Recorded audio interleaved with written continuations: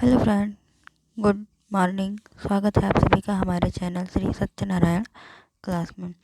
और शुरुआत करेंगे एक बेहतरीन सेशन की जो हिंदी के कुछ महत्वपूर्ण टॉपिक इस पर आधारित है। जैसा कि आप लोगों को पता है कि सारे सेक्शन करने के बाद भी अगर एक ही सेक्शन में नंबर ना मिले तो हम डिस्क्वालीफाइड हो जाते हैं। तो हिंदी के भी चैप्टर आप लोगों के लिए बहुत महत्वपूर्ण है।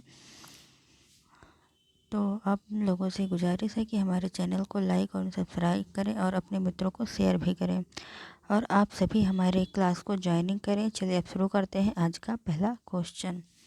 तो हमारा आज का पहला क्वेश्चन जो है वो है, माटी की मूर्ति किस लेखक की रचना होती है? तो माटी की मूर्ति जो है वह जगदीश चंद्र, राकेश वर्मा, रामचंद्र शुक्ल और राम वृक्ष बेनीपुरी, यह किसके लेखक की रचना है? तो आप लोगों का राइट आंसर जो हो जाएगा वह हो जाएगा एक डी, राम वृक्ष बेनीपुरी। आप लोगों का राइट आंसर जो हो जाएगा चौथा वाला लोगों का राइट आंसर हो जाएगा। चलिए चलते हैं दूसरे क्वेश्चन पर। हमारा नेक्स्ट क्वेश्चन है, फणीश्वर नाथ रेणु की पहली कहानी कौन सी है? तो फणीश्वर नाथ रेणु की जो पहली कहानी है अग्निखोर, ठुमरी, बट बाबा और अच्छे आदमी। तो आप लोगों का राइट आंसर जो हो जाएगा वो हो जाएगा कौन सा हो जाएगा? आप लोग जल्दी जल्दी कमेंट बॉक्स में लिखकर बताइए कौन आप लोगों का राइट आंसर जो हो जाएगा वो हो जाएगा दो का सी, बट बाबा। हम लोगों का राइट आंसर जो हो जाएगा वो आंसर नंबर थर्ड, इसमें बट बाबा तीसरा वाला आंसर जो हो जाएगा बिल्कुल सही हो जाएगा। चलिए नेक्स्ट क्वेश्चन पर। नेक्स्ट क्वेश्चन है, शिव भावनी के रचयिता कौन है? तो शिवा भावनी के रचयिता बंकी दास भूषण, जोधराज और लाल कवि। शिव भावनी के रचयिता कौन है? तो शिव भावनी के रचयिता जो हैं हमारे भूषण साहब जी हैं। तो हमारे राइट आंसर जो हो जाएगा वो आंसर नंबर 2 हो जाएगा। के बाद नेक्स्ट क्वेश्चन हमारा आता है, रामचंद्र का किस कवि की कृति है? तो रामचंद्र का जो है किस कवि की कृति है? मतीराम की, वृंद कवि की, नर हरिदास की या फिर केशव दास की? रामचंद्र का किसकी कृति है? आंसर नंबर 4 का राइट आंसर जो हो जाएगा वो आंसर नंबर डी, केशव दास की है। तो आंसर नंबर 4 का चौथा सही हो जाएगा। इसके बाद चलिए 5वें नंबर क्वेश्चन पर, हृदय पवित्र तो सब कुछ ठीक है के अर्थ में लोकोक्ति होगा? मान न मान मैं तेरा मेहमान, मार मार कर हकीम बनाना, पराए धन पर लक्ष्मी नारायण, मन चंगा तो कठौती में गंगा। हृदय पवित्र तो सब कुछ ठीक है, इसका राइट आंसर जो हो जाएगा क्या हो जाएगा? अच्छा, इनका राइट आंसर जो हो जाएगा वो चौथा सही हो जाएगा, मन चंगा तो कठौती में गंगा का राइट आंसर जो हो जाएगा ये चौथा वाला सही हो जाएगा। चलिए चलते हैं नेक्स्ट क्वेश्चन पर। हथियार डाल देना मुहावरे का सही अर्थ क्या होगा? मात्र कल्पना करते रहना, हथियार गिरा देना, हथियार उठा लेना या फिर हार मान लेना। तो इसका राइट आंसर हो जाएगा हार मान लेना, चौथा वाला ही इसका भी सही हो जाएगा। तो आंसर नंबर 4, आंसर नंबर 4 जो हो जाएगा बिल्कुल सही हो जाएगा। हमारा नेक्स्ट क्वेश्चन है, आस्तीन का सांप होना। तो आस्तीन का सांप कपटी मित्र, मित्र को खतरा, मित्र को सांप काटना, उपरोक्त में से एक से अधिक। आंसर नंबर 7 का राइट आंसर क्या हो जाएगा? तो कपटी मित्र पहला वाला ही आप लोगों का बिल्कुल सही हो जाएगा। तो आंसर नंबर 1 जो होगा वो बिल्कुल सही हो जाएगा। अच्छा साथियों, आप लोग अगर लाइव देख रहे हैं तो ये बहुत अच्छी बात है, इसका आंसर जल्दी जल्दी कमेंट बॉक्स में दीजिए। अगर आप लोगों के पास टाइम नहीं है, आप लोग बाद में हमारी क्लास देखते हैं, तो आप लोग अपना रिव्यू ज़रूर से ज़रूर शेयर कीजिएगा और आप लोगों को ये क्लास कैसी लगी वो ज़रूर बताइएगा। 8वें नंबर क्वेश्चन पर आते हैं, किस खेती की मूली या लोकोक्ति कौन सी होगी? अधिकारहीन, शक्तिहीन, हैसियत वाला, उपरोक्त में से एक से अधिक। आप लोगों का राइट आंसर क्या हो जाएगा? तो 8 का आंसर नंबर डी, इसमें एक से अधिक हो जाएंगे। आप लोगों के राइट आंसर क्या हो जाएंगे? एक से अधिक, आंसर नंबर 4 वाला बिल्कुल सही हो जाएगा। नेक्स्ट क्वेश्चन पर हमारा नेक्स्ट क्वेश्चन है, घड़ों पानी पड़ना, घड़ों पानी पड़ना। तो पहला ऑप्शन हो जाएगा विजयी होना, पराजित होना, गर्वित होना। इनमें एक से अधिक या फिर उपरोक्त में से कोई नहीं। आप लोग बताइए आप लोगों का राइट आंसर क्या हो जाएगा। तो घड़ों पानी भरना इसका राइट आंसर जो हो जाएगा, इसमें से कोई नहीं हो जाएगा। आंसर नंबर ई वाला जो होगा वही आप लोगों का राइट आंसर होगा, क्योंकि घड़ों पानी पढ़ने का अर्थ यह नहीं होता है। और हमारा 10 नंबर का क्वेश्चन हो जाएगा, लेना एक न देना दो। लोकोक्ति का अर्थ क्या होता है। लेना एक न देना दो, इसका अर्थ क्या हो जाएगा। उधार वापस न करना, किसी से उधार न लेना, किसी से कुछ मतलब न रखना, या पैसों की लेन देन करना। तो आप लोगों का राइट आंसर जो हो जाएगा वो आंसर नंबर कौन सा हो जाएगा, जल्दी से बताइए। आंसर नंबर इसका हो जाएगा सी वाला आंसर हो जाएगा। बिल्कुल सही आंसर आ रहा है आप लोगों का। क्वेश्चन नंबर 11 जो हो जाएगा, आप काज। महाकाज का अर्थ क्या हो जाएगा। अपना काम निकाल लेना सबसे बड़ी चतुराई है। मरने के बाद कौन देखने आता है कि क्या हुआ।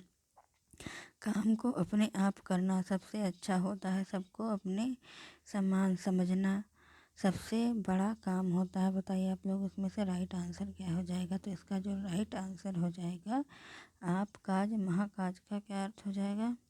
काज महाकाज का जो अर्थ होता है वो सी वाला हो जाएगा। आप लोगों का जो है, काम तो अपने आप करना सबसे अच्छा होता है। तो आंसर नंबर सी हो जाएगा इसका राइट आंसर।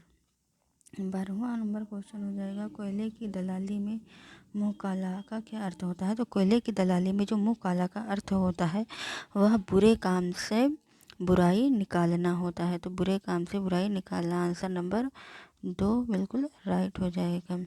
अच्छा, हम अपने क्वेश्चन की स्पीड को बढ़ा रहे हैं ताकि हम जल्दी से ज़्यादा क्वेश्चन आप लोगों को प्रोवाइड करा सकें। तो हम फटाफट इसका आंसर देते हैं।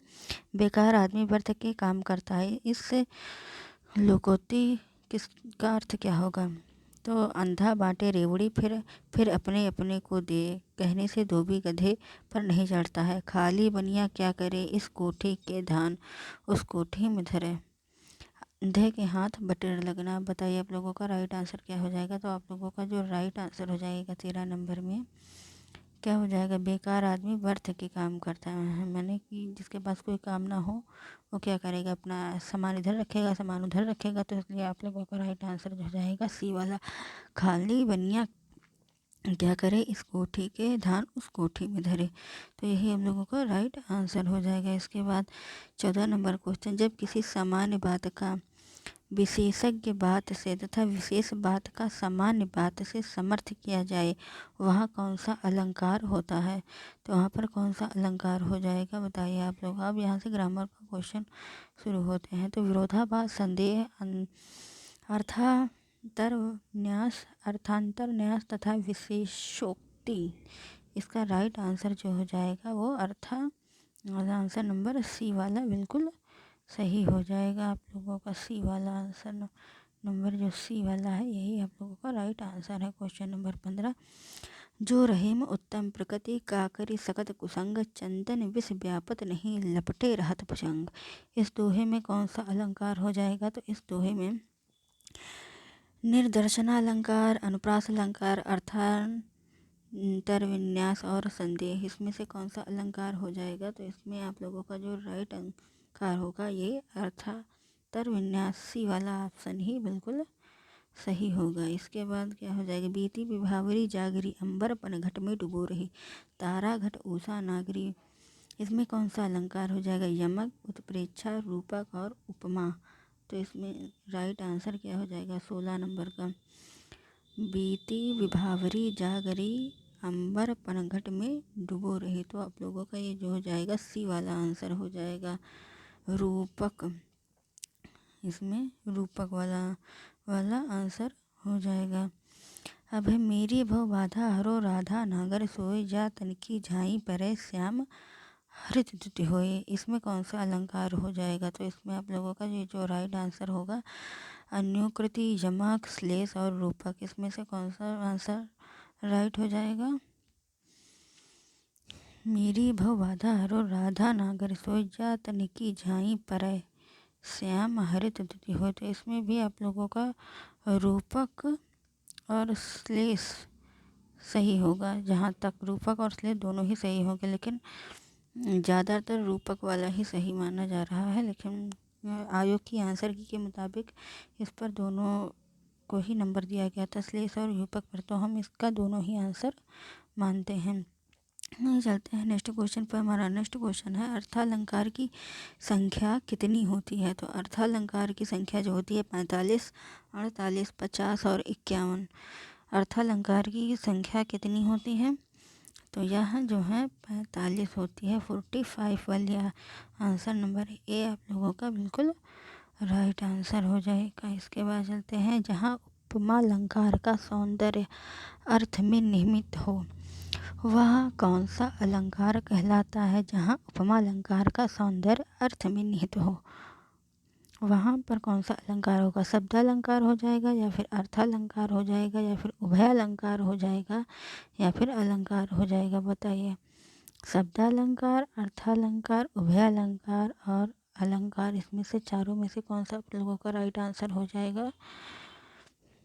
तो इसमें शब्दालंकार भी नहीं होगा, उभय अलंकार भी नहीं होगा और अलंकार भी नहीं होगा। तो आप लोगों का राइट आंसर जो हो जाएगा वो बी वाला आंसर हो जाएगा, अर्थात अर्थालंकार हो जाएगा।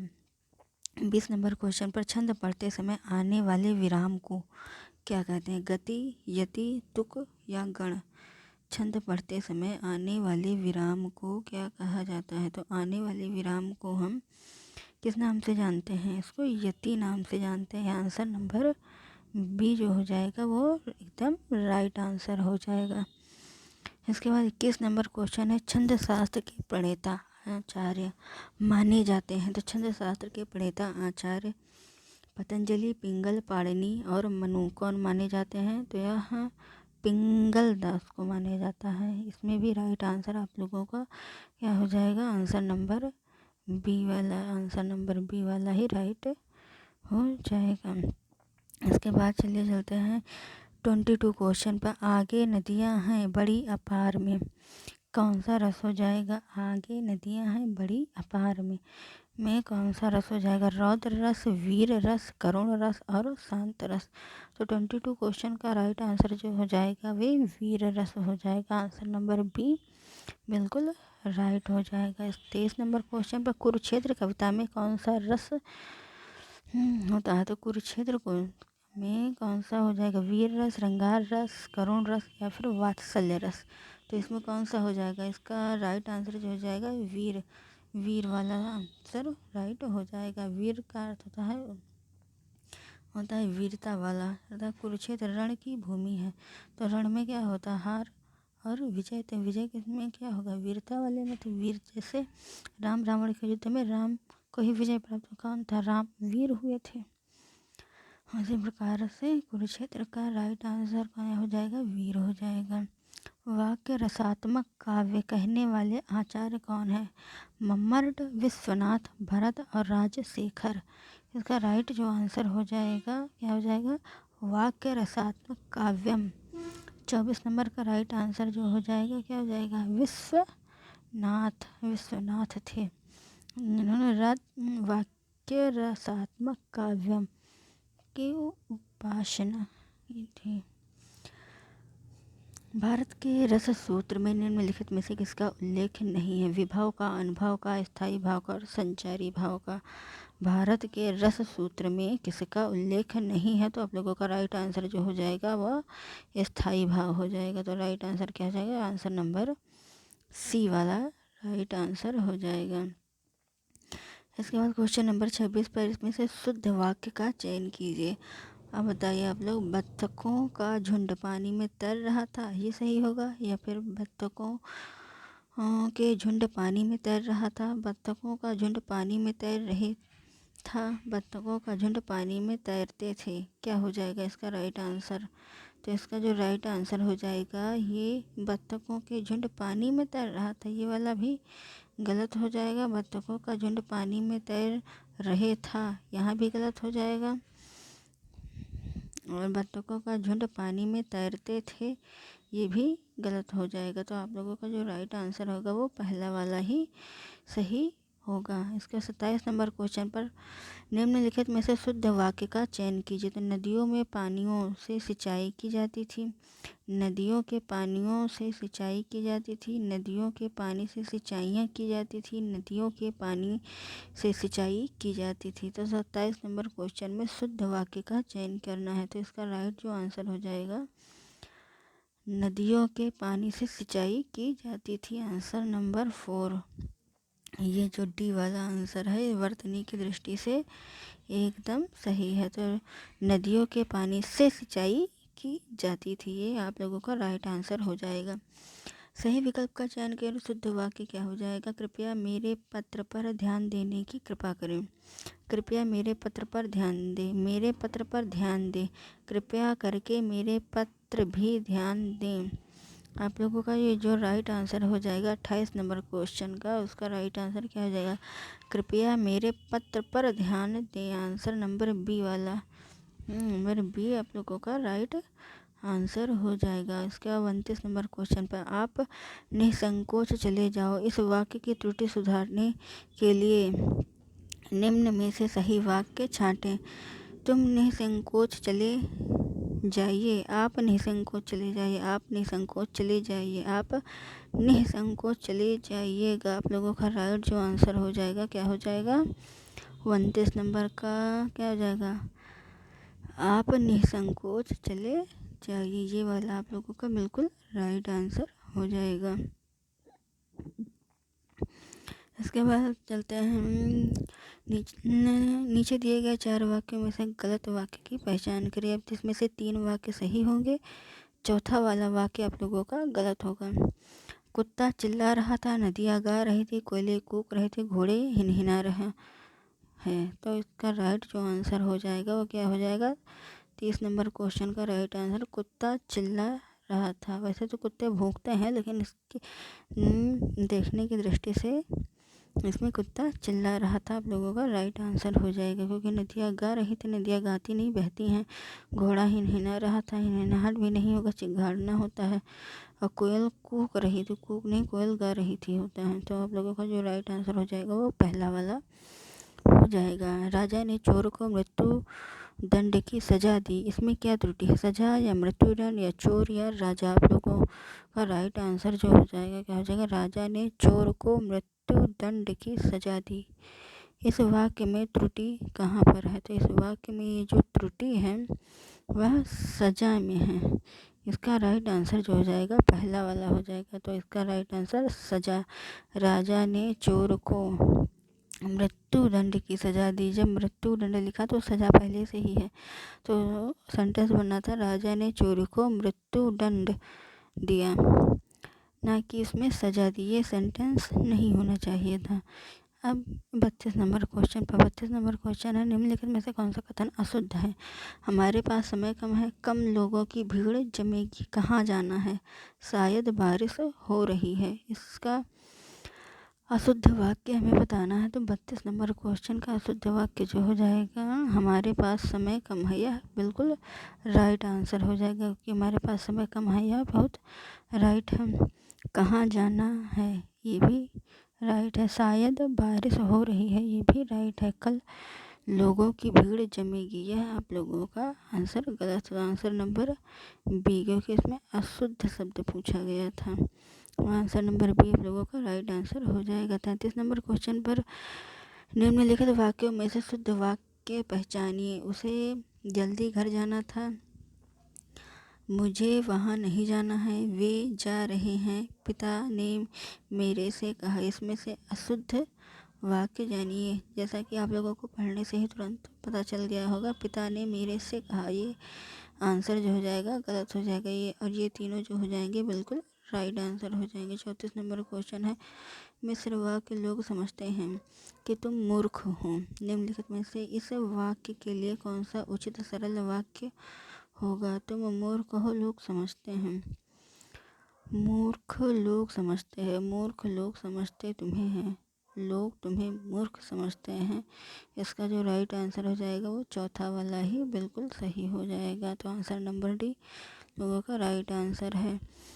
अब आप लोग इसमें ये बताइए कि निम्नलिखित वाक्यों में से सभी प्रकार चुनिए। ए, बी, सी, डी और ई में से सही विकल्प कौन है? उसने कहा कि मैं कल आऊँगी। उसने कहा कि मैं कल आऊँगी, तो इसका राइट आंसर जो हो जाएगा 35 नंबर का क्या हो जाएगा? आंसर नंबर सी, क्योंकि इसमें एक से अधिक आंसर बिल्कुल सही है। इसमें सरल वाक्य भी है और संयुक्त वाक्य भी है और मिश्र वाक्य भी है। तो आप लोगों का तीनों आंसर सही होने के कारण आप लोगों का डी वाला आंसर बिल्कुल सही हो जाएगा। 36 नंबर क्वेश्चन है, मैंने एक बूढ़े आदमी को देखा जो बहुत बीमार था। इसका वाक्य किसका उदाहरण है? सरल वाक्य का, संयुक्त का, मिश्र का, सरल और संयुक्त दोनों का। तो यह किसका उदाहरण होता है? तो यहाँ जो है किसका उदाहरण है?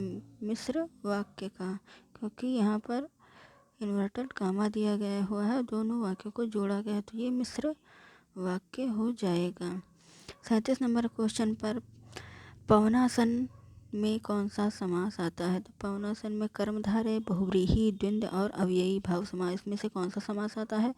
तो इसमें जो है बहुव्रीहि समास आता है। तो आप लोगों का राइट आंसर जो हो जाएगा बी वाला हो जाएगा, बहुव्रीहि। पवनासन में कौन सा समास होगा? बहुव्रीहि समास हो जाएगा।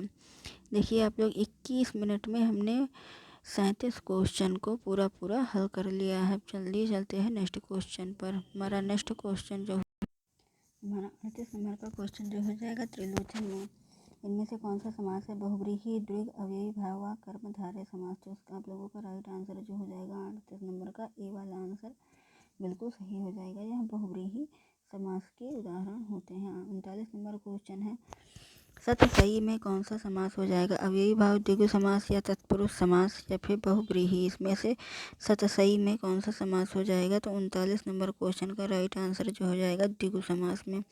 सत और सई या द्विगु समास के उदाहरण होते हैं। और 40 नंबर क्वेश्चन पर जिस समासिक शब्दों में पहला पद संख्या को व्यक्त करने वाला विशेषण होता है वे शब्द कहलाते हैं? द्वंद्व समास, द्विगु समास, बहुव्रीहि और अव्ययी भाव समास। वे कौन से समास कहलाते हैं? 40 नंबर का राइट आंसर जो हो जाएगा वो द्विगु समास कहलाते हैं। जिस सामासिक शब्द में पहला पद संख्या को व्यक्त करता हो क्या कहलाएगा? द्विगु समास कहलाता है। 41 नंबर क्वेश्चन है, वाचस्पति किस समास का समस्त पद होता है? नंज तत्पुरुष का, अलुक तत्पुरुष का, संबंध तत्पुरुष का या फिर बहुव्रीहि तत्पुरुष का? इसका राइट आंसर जो हो जाएगा 41 नंबर क्वेश्चन का। आप लोग जल्दी जल्दी कमेंट बॉक्स में बताइए, आप लोग को क्या आंसर नहीं आ रहे हैं, जल्दी से बताइए। वाचस्पति किस समास का समस्त पद होता है? तो इसका राइट आंसर जो हो जाएगा बी वाला आंसर बिल्कुल राइट हो जाएगा आप लोगों का। इसके बाद 42 नंबर क्वेश्चन पर युद्ध में स्थिर रहने वाला किस समास विग्रह का पद होता है? तो युद्ध में स्थिर रहने वाले को क्या कहते हैं? युधिष्ठिर कहते हैं। तो इसका राइट आंसर जो हो जाएगा वह अलुक तत्पुरुष हो जाएगा। आप लोगों का बी वाला राइट आंसर हो जाएगा। इसके बाद 43 नंबर क्वेश्चन पर ब्रह्मर्षि का संधि विच्छेद कौन सा होता है? ब्रह्मा ऋषि, ब्रह्मा ऋषि, ब्रह्मा ऋषि और ब्रह्मर्षि। आप लोगों का राइट जो आंसर होगा वो पढ़ने से के साथ ही आप लोगों को पता चल गया होगा, ब्रह्मा ऋषि। आप लोगों का राइट आंसर जो सी वाला हो जाएगा, क्योंकि ऋषि शब्द इसमें गलत है, इसमें गलत है और इसमें गलत है, तो राइट आंसर बिल्कुल सी वाला हो जाएगा। 44 नंबर क्वेश्चन पर चलते हैं, अग्नेय शास्त्र का सही संधि विच्छेद कौन सा होगा? अग्नेय शास्त्र, अग्नेयास्त्र, अग्नेय धनुयास्त्र, आग्नेयास्त्र। आप लोगों का राइट आंसर जो हो जाएगा 44 नंबर का वो पहला वाला ही सही हो जाएगा, पहला वाला अग्नेय धनुष अस्त्र। तो उसका संधि विच्छेद क्या बनेगा? आग्नेयास्त्र बन जाएगा। साथियों देखिए हम आप लोगों के लिए कितनी मेहनत कर रहे हैं, कहाँ कहाँ से क्वेश्चन ढूंढ के लाते हैं आप लोगों को कराने के लिए। तो हमारे चैनल को प्लीज़ लाइक और सब्सक्राइब ज़रूर करके रखें ताकि हम और भी ऐसे क्वेश्चन को करा सके। तो हिमालय का संधि विच्छेद कौन सा हो जाएगा? हिम धन लय, हिमा धन अलय, हिमा धन आलय, हिम धन आलय। आप लोगों का राइट आंसर जो हो जाएगा कौन सा हो जाएगा? चौथा वाला बिल्कुल राइट आंसर हो जाएगा। 45 क्वेश्चन हमने 24 मिनट में पूरे कर दिए हैं। अब स्वल्प का संधि विच्छेद क्या होगा? 46 नंबर क्वेश्चन है। स्वल्प का संधि विच्छेद क्या हो जाएगा? स्वल्प का संधि विच्छेद सुधन अल्प, स्वधन अल्प, सुअल्प और स्वल्प क्या हो जाएगा? 46 नंबर क्वेश्चन का जो राइट आंसर होगा वह भी डी वाला आंसर ही होगा। सुधन अल्प यानी सुल, धन अल्प यानी स्वल्प संधि विच्छेद बन जाएगा। 47 नंबर क्वेश्चन है। नद्यागम में कौन सा संधि विग्रह होगा? तो नद्यागम में जो हो जाएगा 47 कर सी, नदी धन आगम, नद्यागम नद्यागम बन जाता है। मधुधन अरि में संधि ज्ञात कीजिए। मधुधन अरि में कौन सी संधि होगी? 48 नंबर क्वेश्चन। इसका राइट आंसर जो हो जाएगा बी वाला हो जाएगा, मध्वरी जो हो जाएगा। मधुधन अरि का संधि विच्छेद मध्वरी हो जाएगा। साथियों, आप लोग हमारे चैनल को लाइक कर दीजिए और अपने ही मित्रों को शेयर भी कर दीजिए। चलिए चलते हैं अपने नेक्स्ट क्वेश्चन पर। 49 नंबर क्वेश्चन है। अत्यधिक में कौन सी संधि है? गुण संधि, वृद्धि संधि, जड़ संधि और अयाति संधि। तो अत्यधिक में कौन सी संधि हो जाएगी? तो इसमें जड़ संधि हो जाएगी। अच्छा साथियों, आप लोगों को एक बात पता है कि जैसे ही कोई भी शब्द आता है, इसके शुरुआती या वाराला से पहले कोई आधा शब्द आता है तो वहाँ पर यण संधि हो जाती है। यण संधि, जैसे स्वागतम में भी यण संधि हो जाएगी अगर कोई या वाराला से पहले आधा शब्द होगा। जैसे इसमें है अत्यधिक, या से पहले आधा था तो यहाँ पर यण संधि हो जाएगा। और ये रहा हमारे सेक्शन का आज आखिरी और लास्ट सवाल। जिसे अपनी जगह से अलग कर दिया गया हो उसके लिए एक शब्द क्या हो जाएगा? विस्थापन, अविस्थापित, संस्थापित और संस्था जनित। जिसे अपनी जगह से अलग कर दिया गया हो उसको क्या कहा जाएगा? तो उसको राइट आंसर जो हो जाएगा विस्थापित। आप लोगों का पहला वाला आंसर ही राइट हो जाएगा। दोस्तों, आप लोग मुझे ये बताइए कि आप लोगों को यह सेक्शन हमारा कैसा लगा। अगर अच्छा लगा हो तो इसे लाइक और सब्सक्राइब ज़रूर कीजिएगा।